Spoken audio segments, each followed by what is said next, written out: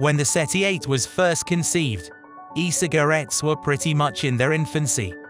As time moved forward, e-cigarettes evolved to become known as vapes, and the industry increased its variety of exciting flavors, with most vape pens releasing a minimal amount of aerosol when being puffed. Any potential smells had a very low impact. Then along came two products which customers also used the CETI8 for testing. The first was the range of electronically heated tobacco products, and the second was a range of cannabis oil vaping pens, specifically THC pens.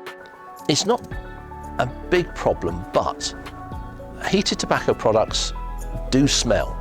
No two ways about it, they smell. So we wanted to make sure we could remove all that smell from the laboratory, but also the extra benefit around an enclosure is that it stops anything extraneous in the laboratory getting to our smoking area, our vaping area.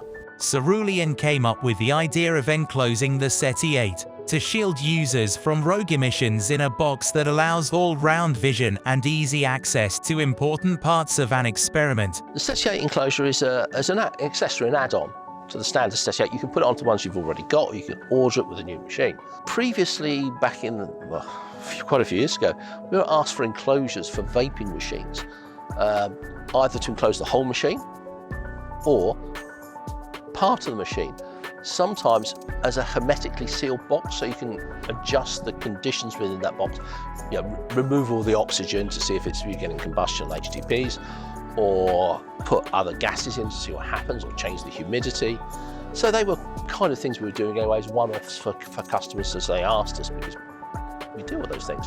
But it did occur to us that there was a general case for enclosing the area around which you vape or use a heated tobacco product, specifically heated tobacco products and actually cannabis vapes. So we came up with the idea of having a box that we could add on to the CETI8 that fitted to the base plate, perspex, so you can see through it and see what everything's going on, that then can also be either connected to a ducting system if you want to take it outside, or you can just filter the air and exhaust it back into the laboratory. The front is a big opening, which allows you to get to the smoking bar, set up the puffing, set up the pressing, the angling.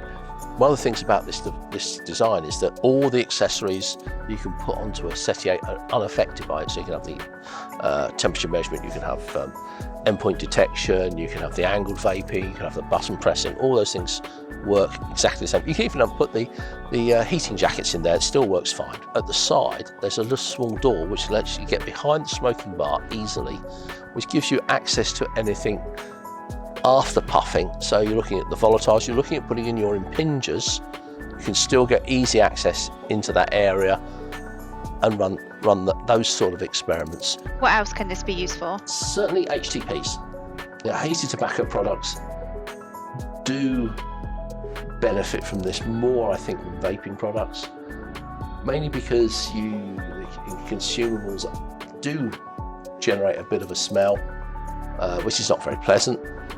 Because of their nature, you do actually get a lot more potential fugitive emissions. Also, you're enclosing the environment it's working within, and these may be more susceptible to anything else that's going on in the laboratory. So enclosing that stops them being affected by the outside world. And I'm guessing cannabis? For cannabis, yes, you definitely don't want any fugitive emissions, because they do have a bit of an effect upon the operator.